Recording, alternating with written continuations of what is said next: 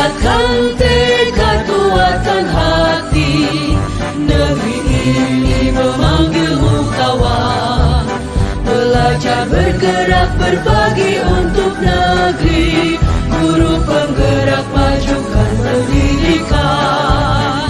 Guru penggerak menghamba pada murid. Kreatif rancang pembelajaran. Hargai potensi, tingkatkan prestasi. Lahirkan profil pelajar Pancasila. Belajar, bergerak, berbagi.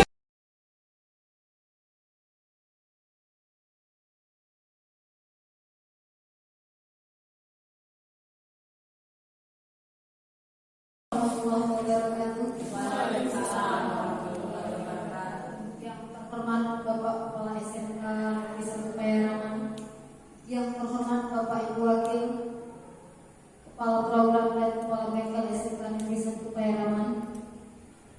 Alhamdulillahirrahmanirrahim. Marilah kita panjatkan puji dan syukur atas kehadirat Allah Subhanahu wa taala yang mana berkat rahmat dan bimbingannya lah kita bisa bersama-sama melaksanakan kegiatan kita pada hari ini.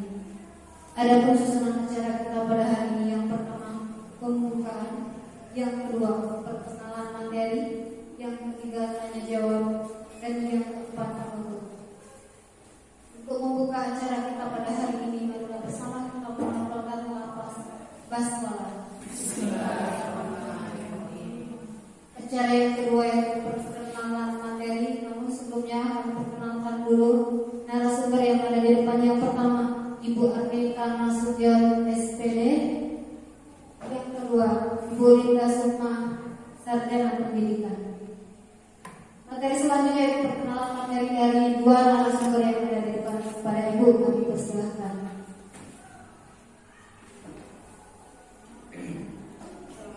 Assalamualaikum warahmatullahi wabarakatuh. Sebelumnya saya mengucapkan terima kasih kepada rekan-rekan guru di SMK 1 Payaraman yang bersedia hadir dalam acara berbagi praktik baik kegiatan guru penggerak. Dalam kesempatan ini kami bukan maksud menggurui atau merasa sudah paling pintar atau apa, tidak. Hanya kami di sini kebetulan diamanahkan untuk menyampaikan materi dari modul 1.4 yaitu budaya positif di dalam kegiatan rangkaian pendidikan calon guru penggerak. Jadi dalam modul 1.4 ini ada sebenarnya konsep utamanya ada 6 konsep utama. Jadi karena di SMK 1 Payaraman ini kita mempunyai 2 IGP, jadi kami berbagi masing-masing 3 konsep utama di materi budaya positif ini.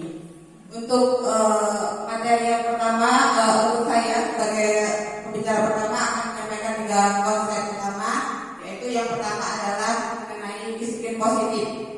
Kemudian yang kedua mengenai kebutuhan dasar manusia. Yang ketiga mengenai 5 posisi kontrol guru. Untuk berikutnya Bu Linda Sukma akan melanjutkan materi selanjutnya. Assalamualaikum warahmatullahi wabarakatuh. Jadi di sini kami berbagi 3 materi. Yang materi yang akan saya tampilkan nanti, yang pertama adalah motivasi, hukuman dan penghargaan. Yang selanjutnya tentang keyakinan kelas, dan yang berikutnya tentang segitiga restitusi. Untuk materi penampilan pertama ini ditampilkan oleh Bu Arnita Nasution. Terima kasih.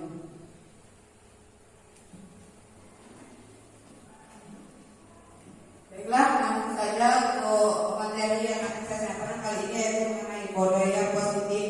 Sebelumnya saya ucapkan selamat datang pada guru hebat di SMK 1 Payaraman. Kita semua adalah guru-guru hebat yang akan menciptakan siswa-siswa yang hebat ke depannya bisa menjadi penerus bangsa kita yang kita cintai ini.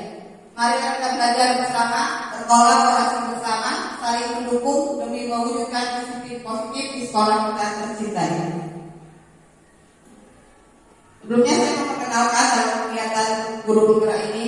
Saya di sini Arnita Nasution, SPD dari SMK 1 Payaraman. Alhamdulillah sudah mengikuti selama kurang lebih 3 bulan yang dibimbing oleh pengajar praktik yaitu PP saya Pak Elga Ruk Yusuf SPD. Bapak ini berasal dari SMK 1 SMA 1 Rambakua di Taman Kata. Kemudian dengan fasilitator yaitu Bu Hardiani Sarmat SPD di fasilitator saya ini jauh dari Maluku. Jadi kita kegiatan guru penggerak ini nasional sifatnya, jadi semuanya terintegrasi secara nasional. Kebetulan hasil kami berdapat dari Maluku. Ya, kita masuk ke konsep utamanya yaitu budaya positif. Yang pertama yang materi disiplin positif dan nilai pendidikan. Yang kedua kebutuhan dasar manusia. Kemudian posisi kontrol. Baiklah, sebelum kita mulai ke materinya, kita akan mencoba dulu. Ini ada sedikit pembuktian yang atau uji coba yang akan kita lakukan. Saya minta Bapak guru nanti berpasangan dengan rekannya melakukan kegiatan ini. Jadi ada guru A dan guru B. Guru A mengatakan salah satu tangan Anda. Jadi sekarang ini Bapak Ibu pasti punya sesuatu yang berharga dalam hidup, ya kan? Ya, jadi Bapak Ibu punya sesuatu yang berharga dalam hidup, kan? Tidak ingin barang yang berharga ini diambil orang lain, kan? Sekarang coba Bapak Ibu bayangkan. Sudah bayangkan? Sudah dibayangkan? Sudah membayangkan ya? Suatu barang berharga ini Bapak Ibu simpan di dalam tangan Ibu. Simpan di dalam tangan Ibu dengan kepalkan tangan.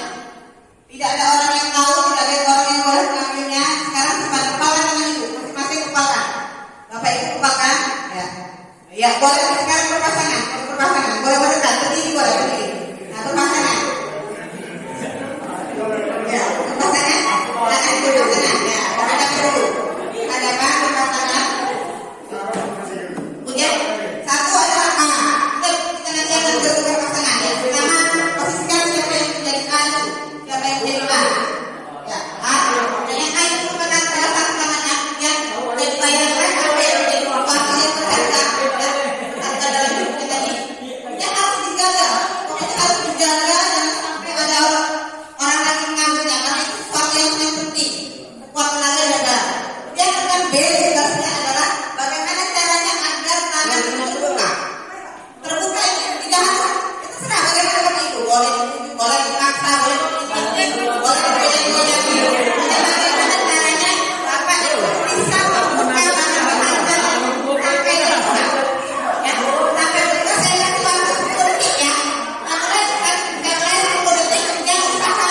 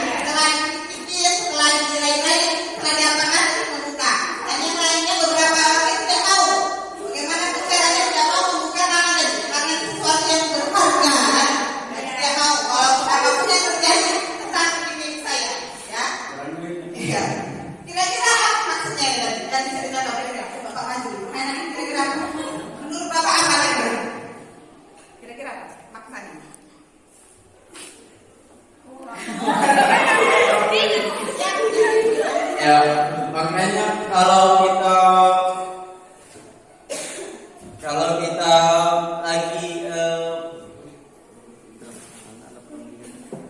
kita lagi perlu sesuatu atau di kehidupan kita lagi membutuhkan sesuatu itu, bahwa kita harus berusaha untuk membujuk orang lain supaya kemauan kita tadi terpenuhi. Ya. Terima kasih Pak Bandi jawabannya ya. Kita harus bisa melakukan sesuatu ya untuk membujuk orang lain ya. Coba satu lagi pendapatnya. Coba Bu Rinis, kira-kira menurut Bu Rinis apa maksud dari percobaan ini? Maksud dari percobaan ini bahwa kita seharusnya mempertahankan apa yang punya kita, walaupun dengan sebuah tenaga, dan supaya apa yang menjadi milik kita yang harus dipertahankan.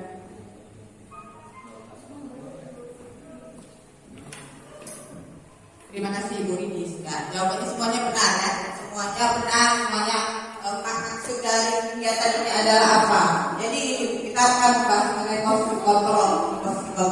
Jadi tangan kita ini memegang sesuatu yang berharga. Jadi yang memutuskan kita buka atau tidak adalah kita, ya kan? Pada saat kita dirayu, pada saat kita dikritik, pada saat kita diganggu sama orang lain tadi, terserah kita.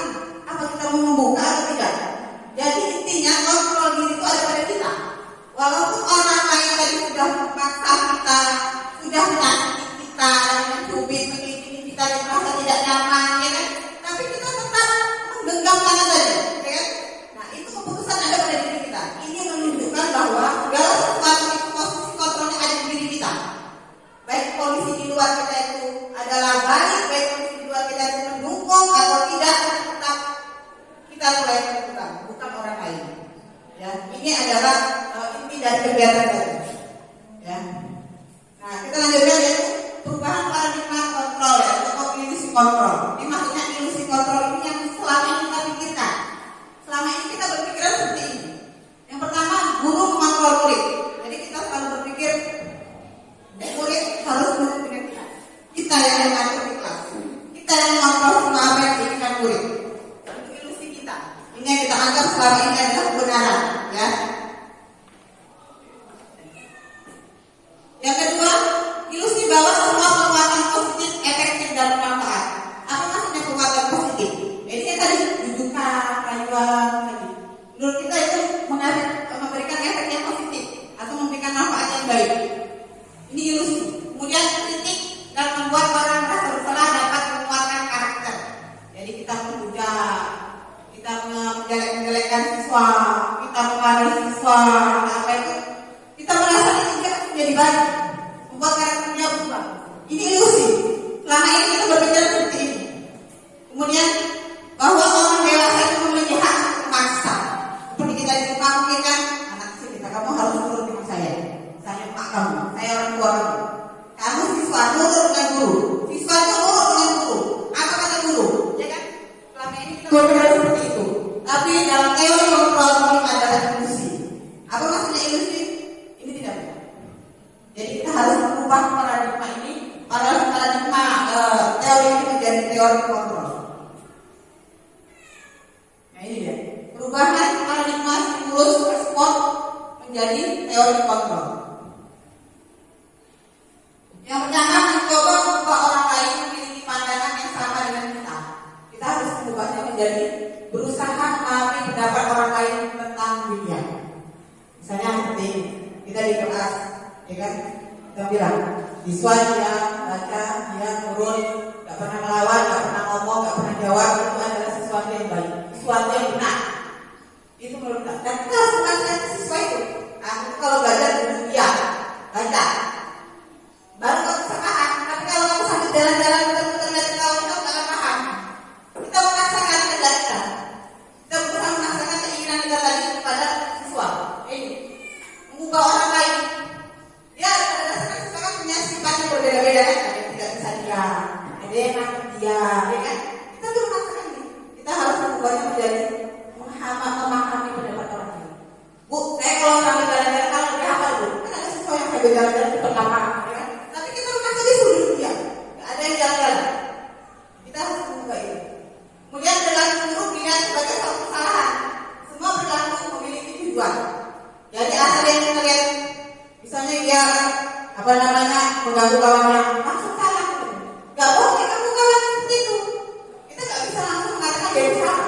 suatu kesalahan itu dianggap sebagai berlaku bukan kesalahan. Tetapi kita harus mengetahui apa tujuannya. Mungkin selama ini nggak pernah ditegur, misalnya Pak Bani dengan Bu Karis, seminggu Pak Karis nggak pernah negur Pak Bani, Pak Bani lewat, kursinya misalnya ya, semisal misalnya, nah itu ganggu orang. Itu kesalahan, tapi kita harus berpikir apa tujuan dari kegiatan itu, apa makna dari kelakuan yang mungkin kita pikir itu salah. Jangan lihat kesalahannya, tapi apa yang diinginkannya dengan melakukan tindakan itu. Kemudian yang ketiga, orang lain bisa mengontrol saya. Nah, tadi kita katakan ya, orang itu bisa mengatur saya. Kamu harus makan pempek. Saya nggak doyan pempek. Gimana caranya jadi harus makan pempek? Kalau kamu makan pempek, nggak usah makan harian. Cuma ada pempek. Usah mengontrol ya. Itu nggak boleh. Sekarang kita ubah menjadi hanya saya yang dapat mengontrol diri saya. Saya mau makan yang pempek, saya mau makan yang tekwan, terserah saya. Jadi jangan kita terpengaruh atau hanya mengontrol orang lain. Termasuk istilah sebenarnya kan. Kalau kamu baik dengan saya juga baik dengan kamu. Kalau kamu jahat dengan saya juga jahat dengan kamu. Itu salah satu kegiatan kita dikontrol orang.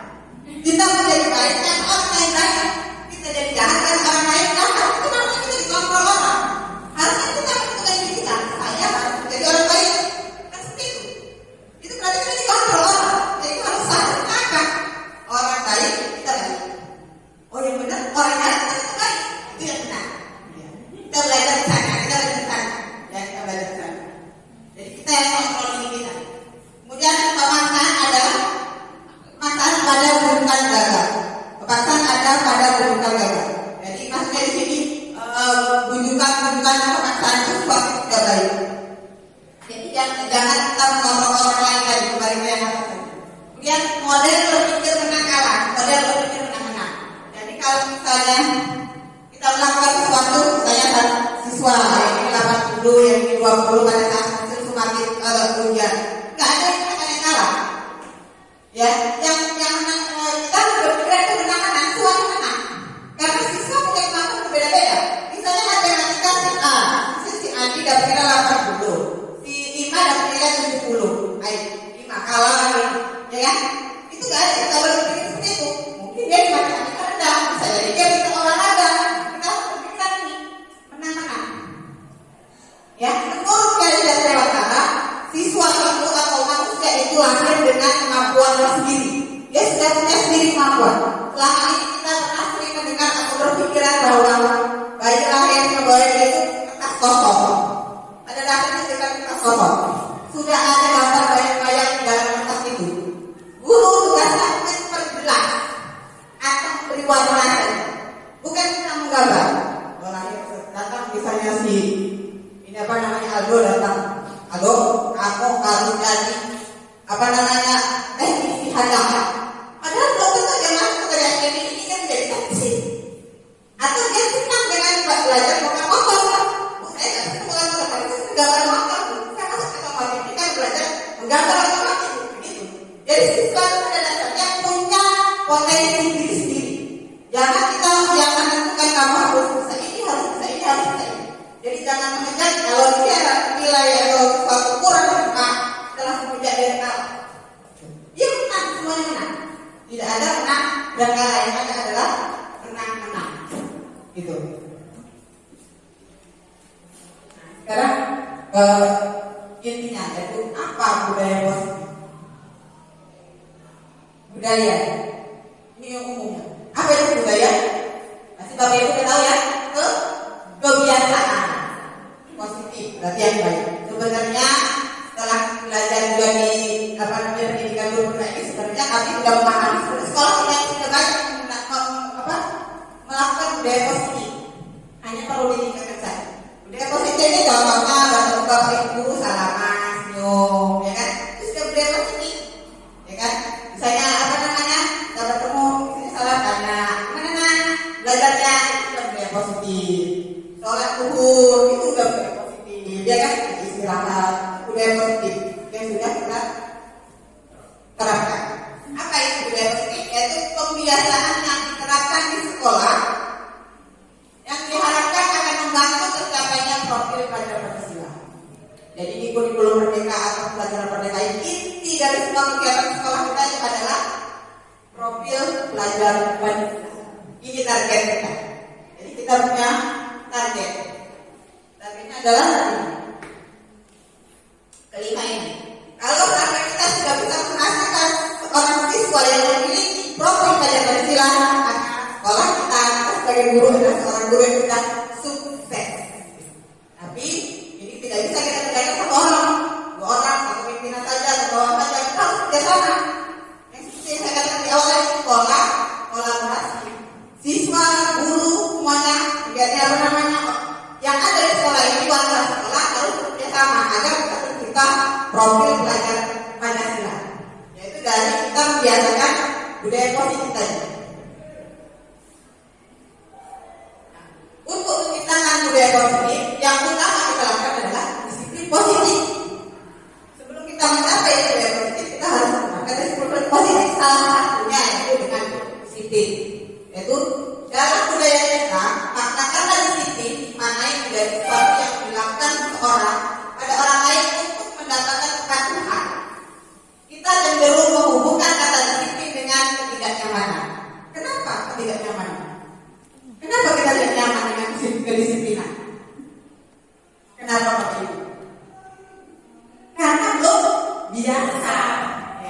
Karena belum biasa. Kita nggak biasa. Siswa nggak biasa.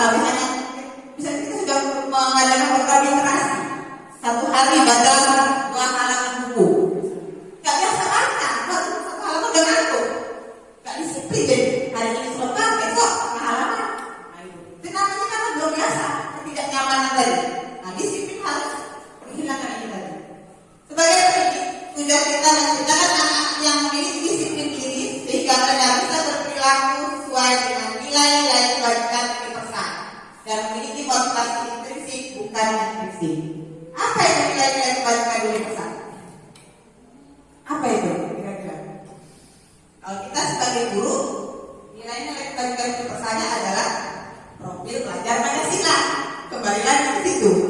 Mandiri, bertakwa pada Tuhan Yang Maha Esa, dan memiliki motivasi intrinsik bukan ekstrinsik. Apa maksudnya motivasi intrinsik? Ini kalau dalam diri kita sendiri. Misalnya ada Pak Mawi, kepala sekolah, masuk kelas, misalnya. Pak Mawi nggak masuk, Pak Mawi nggak ada, masuk. Berarti motivasi ekstrinsik. Siswa masuk kelas, gila orang masuk kebun, kerja IPR, ya kan? Yang nggak kerja IPR besok berdiri di depan kelas sambil pegang pik, jangan dulu ya kan? Itu kerja semua, kumpul semua, itu motivasi ekstrinsik. Karena kita harus hukum, kalau nggak hukum, nggak kerjain. Jadi yang kita cari motivasi intrinsik. Ada dalam diri siswa sendiri, ada dalam diri kita sendiri. Walaupun misalnya tidak ada gangguan dari luar, tidak ada hukuman, tidak ada yang mempermalukan kita, ada yang lain, kita tetap melakukan hal itu. Itu namanya intrinsik dari dalam diri kita sendiri. Ini yang kita kejar.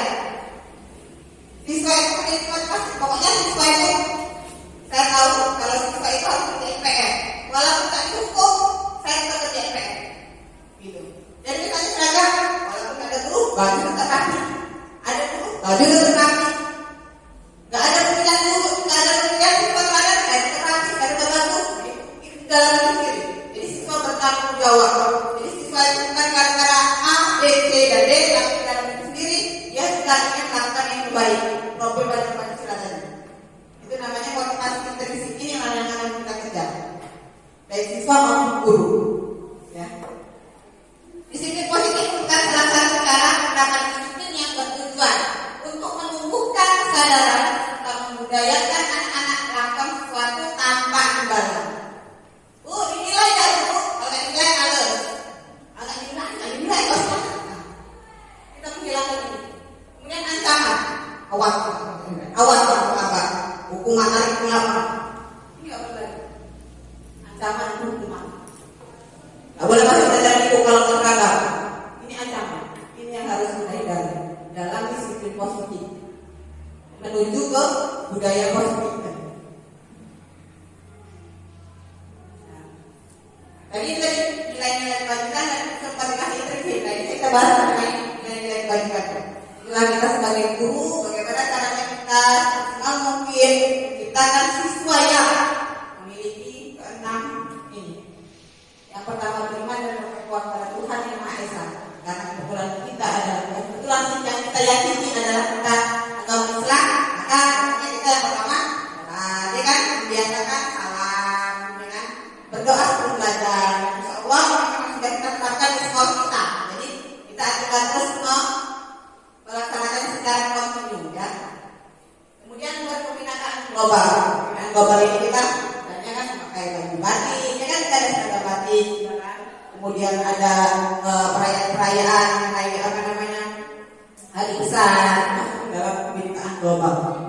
Gotong royong itu budaya siapa ya? Dan piket dan ya kan, itu aja piket gotong royong.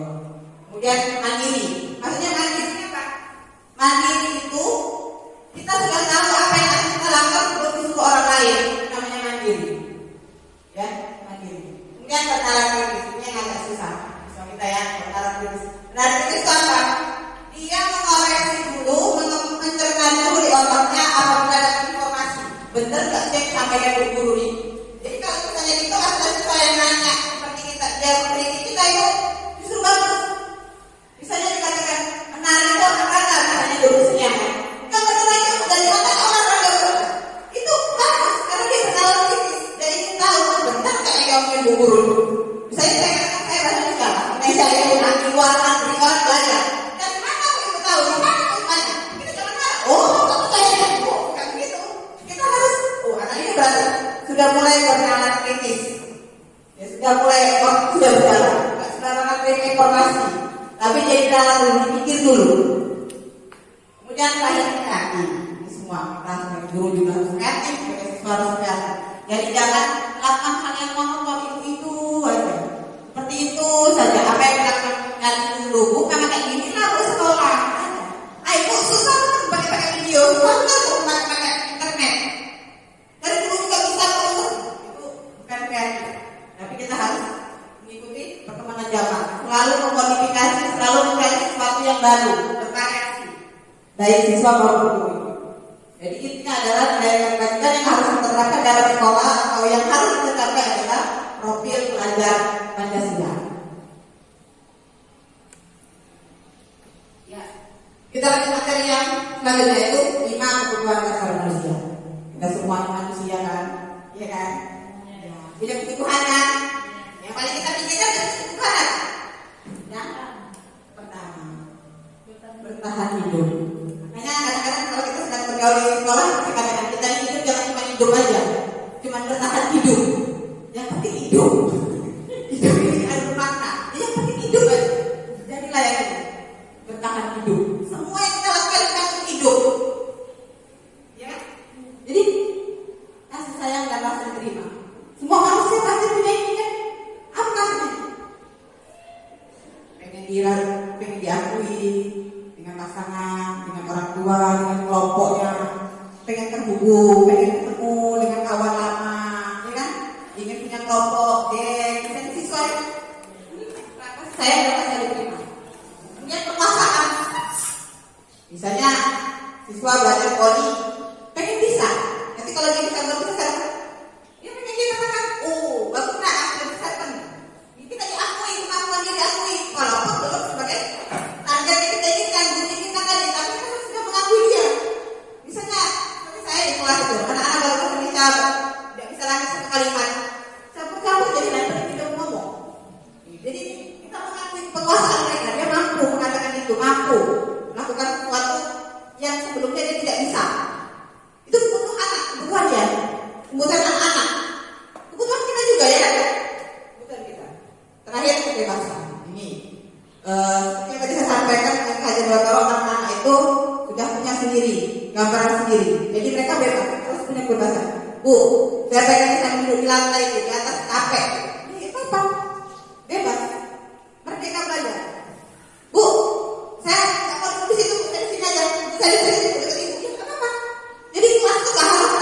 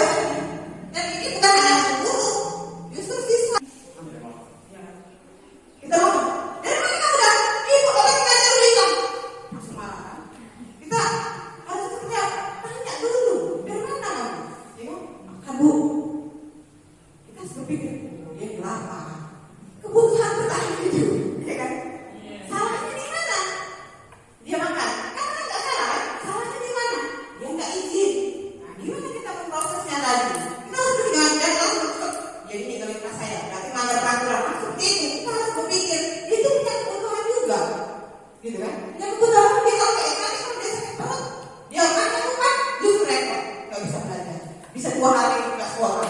Nah itu kita berpikir di situ. Kasih sayang misalnya. Apa namanya? Ada yang suka ganggu kawannya, datang nyuruh sana nyuruh sini, panggil guru, diwawancarain apa? Maksud dia tuh pengen diterima, pengen kasih sayang. Mungkin dia kurang kasih sayang. Jadi kita tanya kenapa alasannya. Nah, sebenarnya dimarahin itu, ya kan? Kamu sebenarnya dimarahin itu, nggak bosan dipanggil orang tua.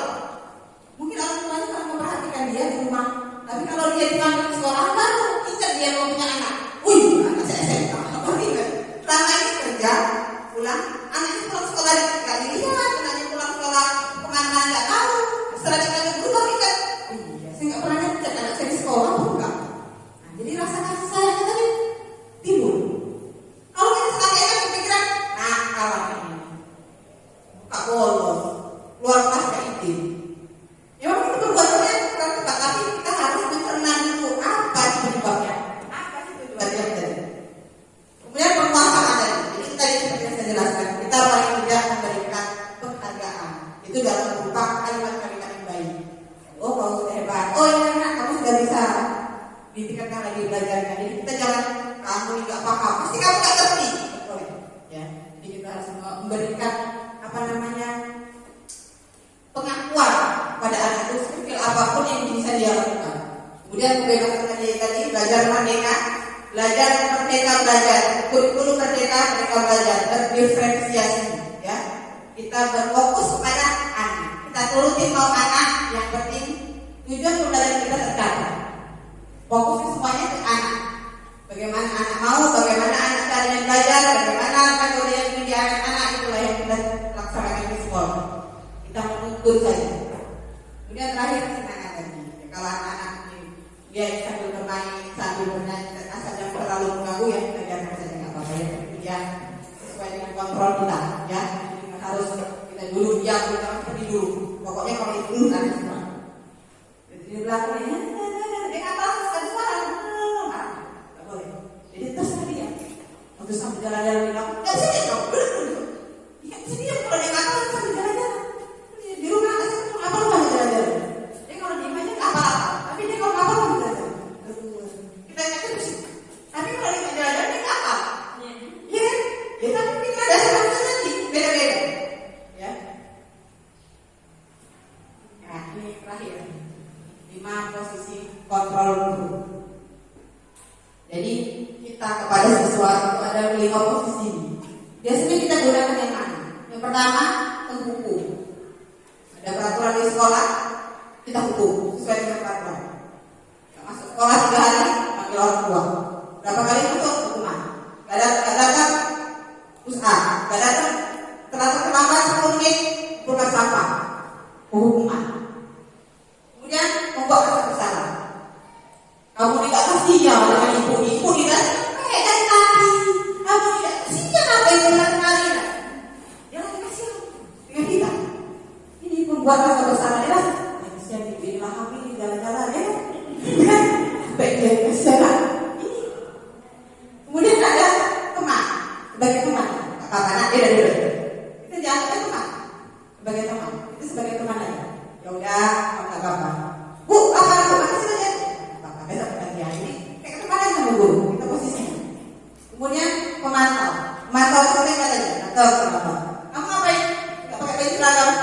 Ya bu, basah, luka. Kalau basah apa? Ya bu, aku gak usah di luar. Ya udah, konsekuensinya kalau nggak seragam nggak usah belajar. Dia tahu ya. Kalau pemantau ini konsekuensi, dia udah tahu kalau misalnya nggak seragam kita nggak ikut belajar. Dia tahu. Jadi di luar. Apa hubungannya di luar sama baju basah tadi, seragam tadi? Ada nggak pengaruh? Nggak ada kan? Apakah bajunya jadi kering? Kalau dia masuk, apa bajunya jadi seragam? Kalau dia di luar enggak? Itu tadi. Itu cuma ngantor aja. Ya apa namanya? Pakai baju berbeda, seragam luar. Itu cuma aja dia udah tahu. Kemudian terakhir manajer. Inilah yang kita tuju. Ini yang paling ideal. Kita sebagai manajer. Apa sebagai manajer? Kalau ada kesalahan, ada sesuatu yang tidak tepat, kita membantu siswa, hanya membantu dia, bukan kamu terlambat makan ya kamu di luar. Sudah kalau gitu, belikan gorengan 30.000, kita akan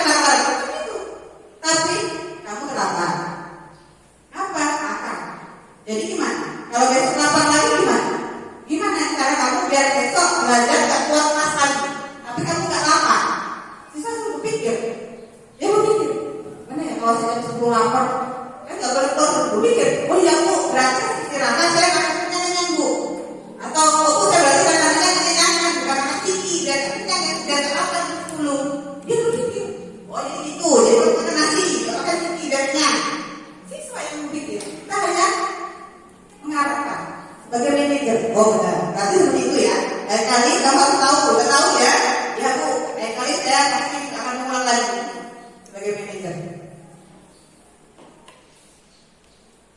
Ini contoh penerapan yang realnya di sekolah. Siswa tidak pakai alat di sekolah. Ini perbedaannya. Kalau dia menghukum, gurunya ngomong, patuhi aturan sekolah, lalu berdiri di depan barisan. Yang terlambat kita ngomongnya ini, adanya keras. Kemudian kalau membuat merasa bersalah, berapa kali ibu bilang, ibu kecewa sama kamu, dan ibu buat dia merasa bersalah. Kemudian ketiga sebagai teman, ayolah yang tertib, buat guru bangga kali ini, tidak apa-apa kamu salah. Atau mereka apa aja boleh, besti, ya kan? Besti. Kemudian komentar, kamu sudah melanggar apa peraturan dan konsekuensinya. Jadi saya bilang tadi udah tahu, di komentar tangan, udah tahu. Kita cuma ngomong aja, oh iya, kan hukum. Gitu. Kemudian terakhir ini, apakah kamu tahu kesalahanmu? Kira-kira bagaimana kamu akan memperbaikinya? Dia yang berpikir, bisa yang berpikir, kita nggak menyampaikan. Setelah dia menyampaikan, kan kita senang, oh seperti ini benar. Kita hanya sebagai manajer. Ya.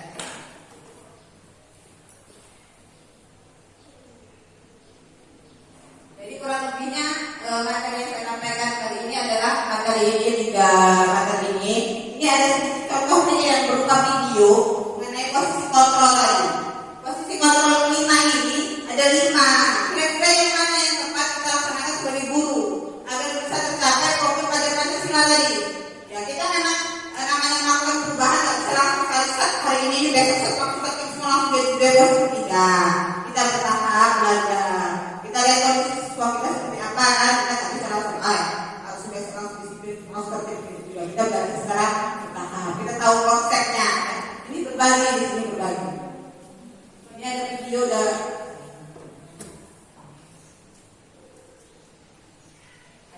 dari modul kami di PP. Ini bisa lebih jelas mengenai 5 posisi kontrol.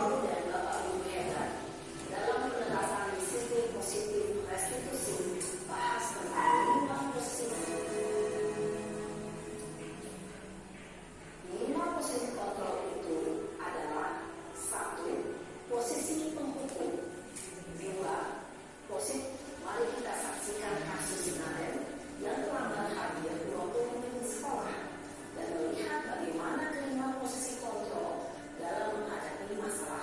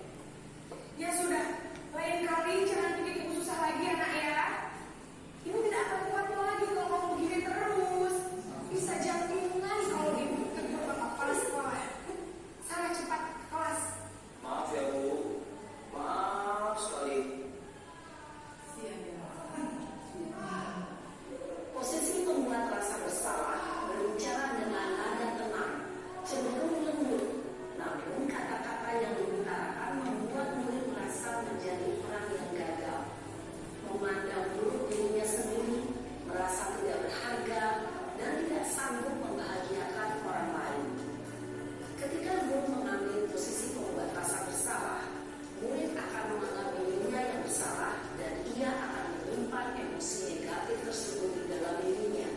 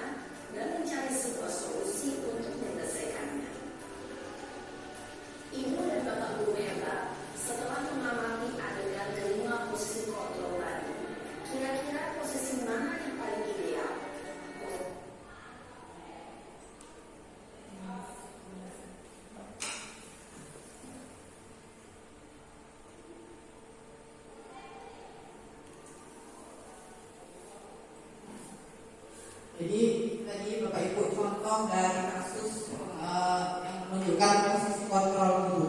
Jadi dari kata-kata, nadanya, kemudian apa yang disampaikan sangat berbeda. Ya, jadi posisi yang sangat disarankan adalah posisi manajer.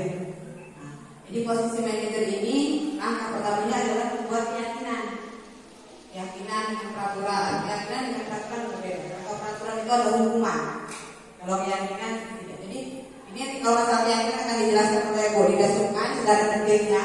Jadi kita akan secara bertahap, akan secara istilahnya belajar menuju ke budaya positif ini dengan mengubah kebiasaan-kebiasaan yang mungkin kurang tepat dan melanjutkan kebiasaan-kebiasaan yang sudah tepat dan meningkatkan kembali.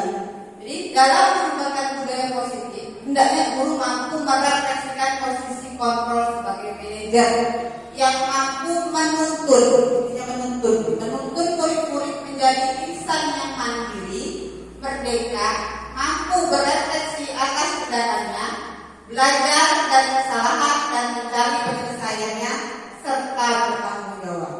Jadi intinya di sini kalau kita masih melakukan kebiasaan-kebiasaan yang mungkin kurang tepat, hasilnya juga kurang tepat. Tapi kalau kita melakukan tindakan menempatkan posisi kontrol yang tepat, maka hasilnya insya Allah kedepannya juga akan lebih baik, ya, menuju ke profil pelajar Pancasila tadi.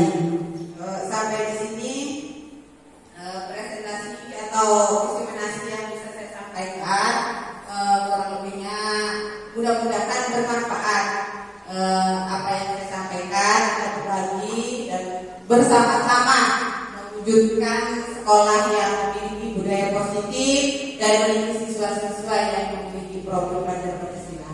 Terima kasih. Assalamualaikum warahmatullahi wabarakatuh.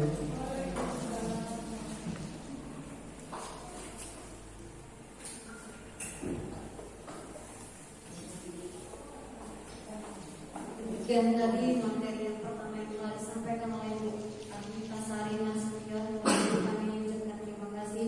Materi yang kedua akan disampaikan oleh Ibu Linda Sukma, Sarjana Pendidikan. Kepada Ibu kami persilakan. Dari materi yang pertama tentang disiplin, cara mengontrol dan penerapan budaya positif demi tercapainya profil pelajar Pancasila. Bagi Bapak Ibu yang ada yang mau ditanyakan, kami persilahkan. Kesempatan ini kami buka sesi pertanyaan. Kami persilakan apabila ada tanggapan, pertanyaan. Ya, Mawi.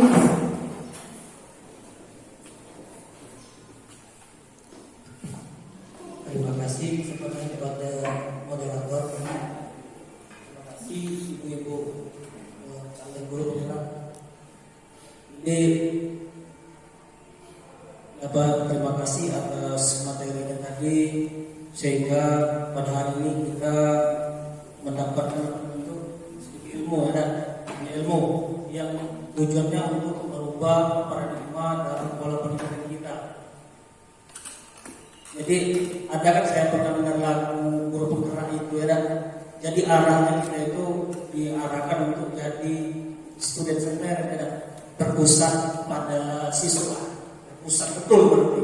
Jadi fokus kita itu bukan ke kitanya, ke gurunya. Saya mengamatinya dari beberapa hal tersebut, ada poin yang perlu dicatat. Perlunya koordinasi dan kolaborasi. Harus sama-sama untuk melakukannya. Tapi yang paling penting sebelum kita berbicara yang Ibu sampaikan tadi, ada satu nilai penting yang harus kita miliki walaupun itu yang sangat dilaksanakan, yaitu guru sebagai pusat pelajar. Benar kan? Nah sekarang yang ingin saya tanya kepada Ibu, kan tadi kita lagi ngajar di kelas, sedangkan kita ini dengan paradigma baru tadi mengajar tidak sesuai harapan kita. Kita kan berharap lagi kita mengajar anak mendengarkan atau tidak melakukan hal-hal yang membuat di luar harapan kita. Itu kan jadi masalah, ya. Sedangkan yang disampaikan di materi awal tadi paradigmanya win-win solution. sama-sama menang kan, bukan menang kalah, kontrolnya bukan stimulus respon. Terus selanjutnya lagi ada tadi saya kalau nggak salah dengar apa yang dilakukan siswa itu ada tujuan. Artinya kan kalau kita lagi ngajar ada siswa yang tidak sesuai harapan kita, berarti yang dilakukan siswa di kelas itu ada tujuan yang kita tidak tahu. Jadi saya ingin tahu dari ibu bapak guru penggerak ya, dari ibu guru penggerak, kalau dari sisi ibu bagaimana mengatasinya kan bagi-bagi ilmu dengan kami. Kalau bukan ke ibunya ya, ke materi tadi kita perlu kritisi bersama. Walaupun mungkin kita berharap paradigma ke sana, ada situasi kondisi tertentu yang kadang pas diterapkan A dan pada satu sisi lain bisa diterapkan posisi B. Saya hanya bagi cerita saja Bu ya. Dulu pernah ada kelas 12 TPS ini rambutnya kan panjang. Ya, kalau kita suruh kesempatan gunting rambut, belum tentu loh Bu besok kita suruh gunting rambut kan. Dipotong malah mereka jadi berdendam. Jadi waktu itu saya kasih duit gunting rambut kamu nak. Sudah ya, memang mereka gunting rambut. Entah hari itulah buat lain. Dan uangnya kembali setelah orang tuanya datang. Jadi uang yang sudah dikembalikan, tapi kelas setahun setahun lebih. Nah, jadi maksud saya kritis materi ya. Memang ada positif negatifnya, tetapi harus tetap melihat situasi dan kondisi. Walaupun idealnya memang posisi manajer teman apa satu tadi yang posisi yang nomor 4 tadi.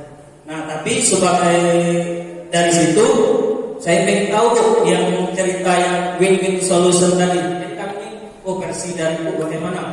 Nah, Bapak ya, terima kasih. Saya mohon maaf tidak ada sesuatu apa-apa. Ini untuk bagi kita ilmu. Assalamualaikum warahmatullahi wabarakatuh.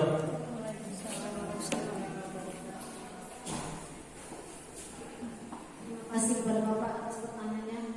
Di sini saya menyimpulkan pertanyaan dari Bapak Ismawi kalau tidak salah ini. Pertanyaannya kira-kira cara mengatasi siswa yang di luar kontrol, gitu Bu. Kami persilakan kepada Ibu narasumber. Solusi. Terima kasih tanggapan dan pertanyaannya dari Pak Semawi. Memang mungkin menjadi masalah sebagian besar dari kita. Yang seperti yang saya sampaikan tadi, memang kita tidak bisa bergerak sendiri. Ya kan? Memang kami di sini sebagai calon guru penggerak yang mungkin insya Allah nanti menjadi guru penggerak tidak bisa bergerak sendiri. Makanya kami mengajak menggerakkan kawan-kawan semuanya dan pada sekolah, wakil semuanya, wakil sekolah untuk bekerja sama mengubah paradigma tadi agar bisa mencapai ke profil pelajar Pancasila siswa tadi. Nah, untuk yang tadi yang Bapak katakan tadi bahwa siswa kita belajar itu harus berfokus atau menjadi pusat student center itu benar sesuai dengan kurikulum merdeka. Diferensiasi kita harus mengutamakan kebutuhan siswa. Jadi kebutuhan siswa itu apa? Nah, jadi bagaimana kalau misalnya siswa ingin A tapi gurunya ingin B, atau jika guru melakukan yang diinginkan siswa maka pembelajaran tidak bisa berproses dengan baik. Nah, seperti apa? Nah, jadi ini yang namanya kita melakukan namanya restitusi, Pak. Jadi kita membahas itu dengan siswa. Nah, jadi saya seperti saya ada masalah kalau kamu libur. Siswa juga, Pak, saya mau libur aja saya nggak tahan, Pak. Saya harus begini. Nah, kita nggak bisa langsung memutuskan karena saya tidak bisa belajar melihat siswa bergerak. Jadi kita harus begini. Siswa juga dikatakan itulah nanti kita melakukan namanya restitusi yang akan nanti dijelaskan oleh Bu Linda. Karena materi kita berkaitan, Pak. Jadi tahapan nanti itu restitusi tadi. Nah, sebelum melakukan restitusi kan mereka akan membuat sebuah keyakinan kelas tadi. Keyakinan itu bukan peraturan, tapi kesepakatan. Nah, jadi buat dulu restitusinya nanti kita habis itu. Kemudian tadi yang ketiga mengenai masalah ini. Manajer ya. Jadi Pak, 5 posisi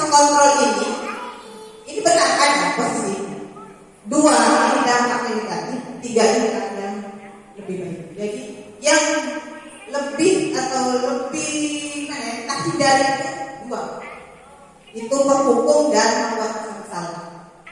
Jadi kalau yang juga bisa kita bergantian sesuai dengan kebutuhan siswanya. Jadi sebagai teman, pemantau atau manajer. Tidak harus kita selalu harus menjadi manajer terus, tidak harus. Posisinya kita perlu menjadi teman, kita menjadi teman.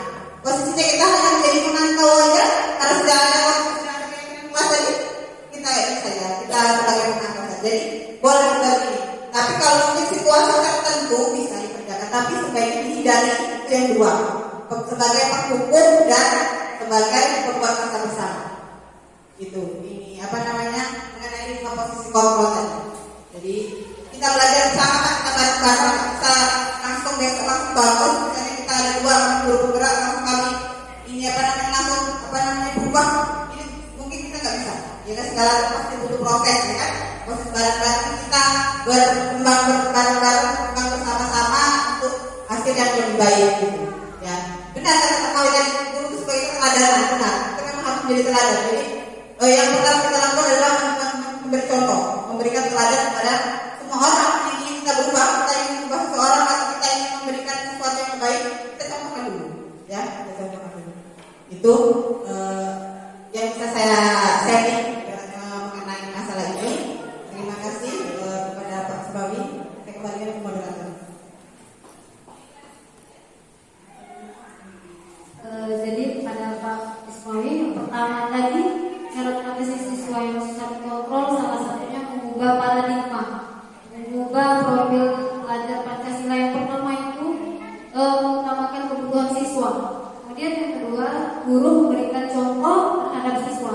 Itu pertanyaan yang pertama. Yang kedua, dari 5 posisi kontrol ada beberapa yang harus dihindari, ya Bu ya. Ada 2, yang pertama menghukum, kemudian yang kedua membuat rasa bersalah. Yang lebih bagus lagi dicontohkan itu adalah posisi manajer. Demikian Pak, masih ada pertanyaan yang kedua, masih ada yang ingin bertanya terkait materi yang pertama? Tidak ada.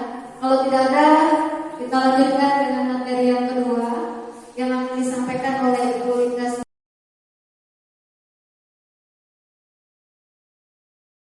Assalamualaikum warahmatullahi wabarakatuh.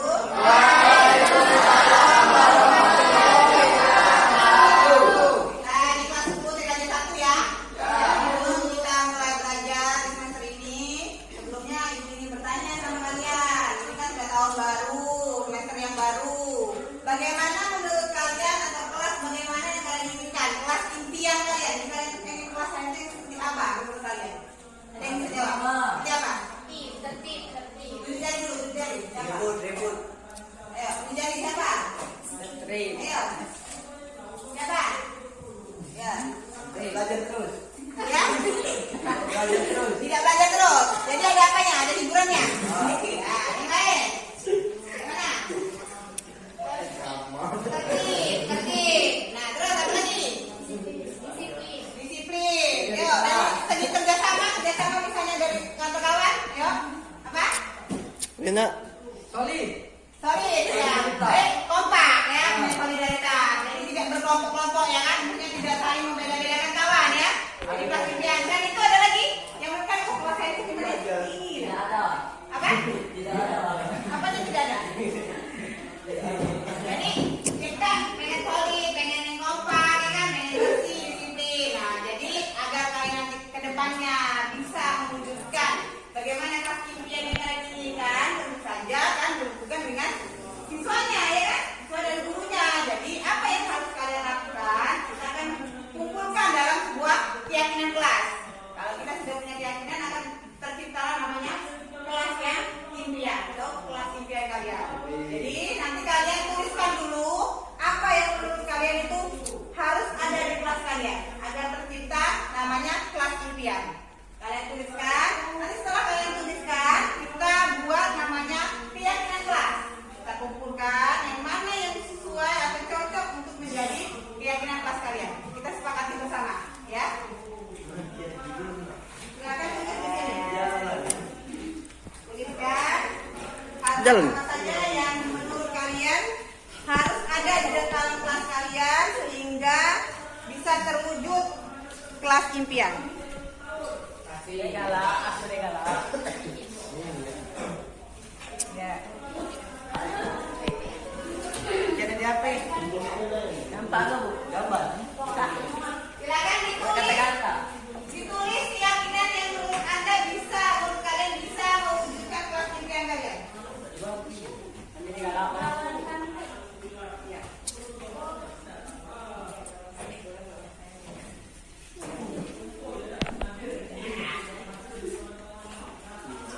sudah Bu. Ya, silakan. Diberikan dulu. Kira-kira apa yang harus ada di dalam? Pikiran Anda. Ya, di dalam kelas kalian agar terwujud namanya kelas impian. Ya Bu, sudah terserah kami. Ya, terserah kalian. Nanti kita sepakat bersama yang mana yang cocok. Ini cocok. Sudah. Yang bagus. Bisa, nggak usah dipegang, ada. Silakan. Silakan ditulis.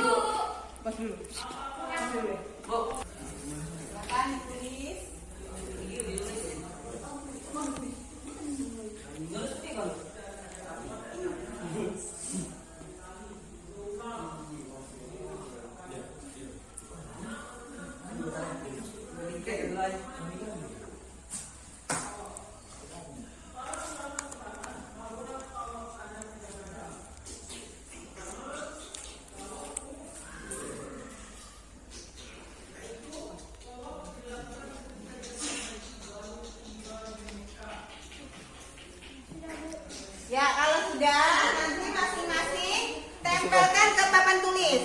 Ya, buat yang rapi urutkan sini, tempelkan ke sini. Nah, silakan yang sudah tempelkan ke depan, tempelkan baris di depan. Tempelkan sini nanti yang depan. Silakan tempelkan, boleh kamu. Tempelkan yang rapi nanti. Kamu sudah Bu. Ayo, silakan tempelkan. Ya, mana tempelkan di apa? Ini buat yang rapi nempelnya ya. Tempelkan ya. yang membuat. Satu aja atas sini. Tempel. Nah, luruskan, rapikan dulu. Banyak tahun. Wah. Ya, rapi, barisnya. Iya. Jangan miring. Ada.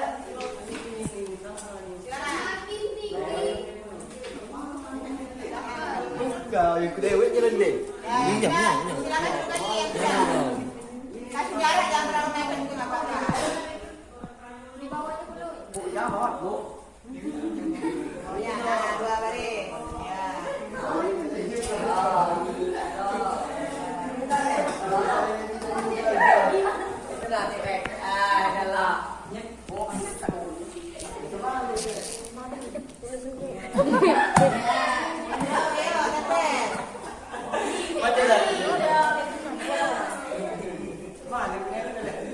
Ini kan ada lemnya. Panen ni. Dia makan lagi Bu. Boleh lekat Bu.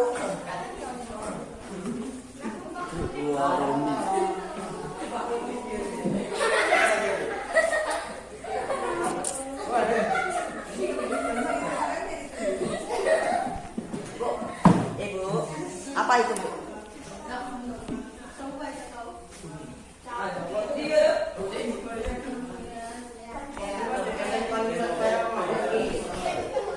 semua?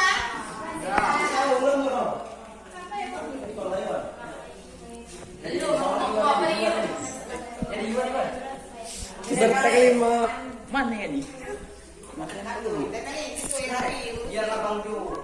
Kamu dari bawah, wah, lekat. Tempelin lagi. Itu dari bawah. Kembali.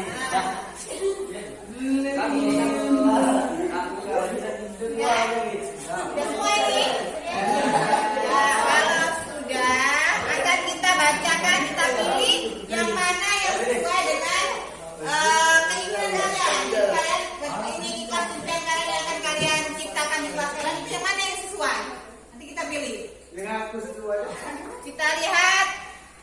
Yang pertama, kami tidak akan tidur di kelas saat jam pelajaran. Kira-kira sesuai ya ini? Tidak. Tidak. Sesuai ya. Agar apa? Agar apa kita?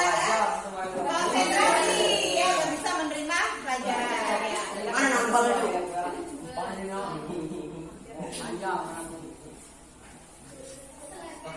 Pesong.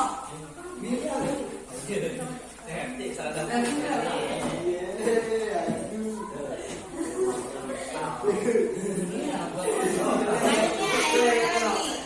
aku bacakan ya. Kami akan tepat waktu saat masuk kelas. Ini sesuai dengan kedisiplinan ya. Jadi masuk kelas tepat waktu. Pukul 7.30 sudah ada di kelas. Sesuai ini? Sesuai. Kemudian kami akan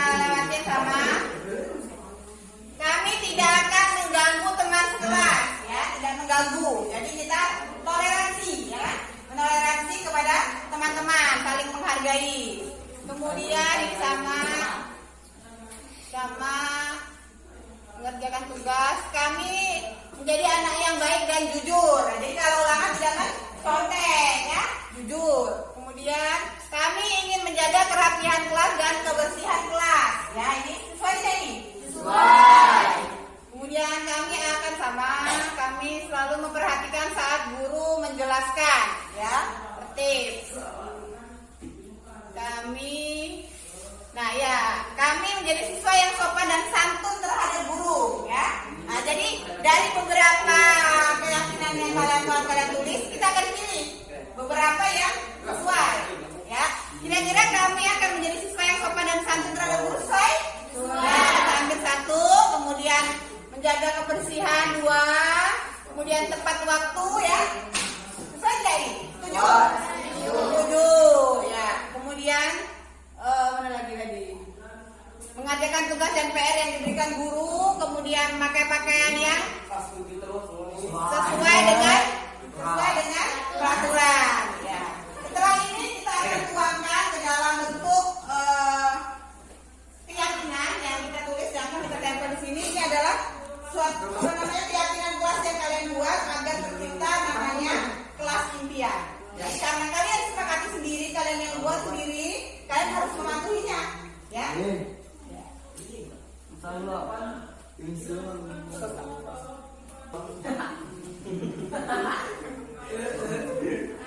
Coba belajar coba Robi. Kalau kamu yang itu orang nggak akan belajar. Walaupun kamu nggak suka sama tua. Keyakinan kelas. Buangnya dulu saya kasih tahu. Aku juga itu dua.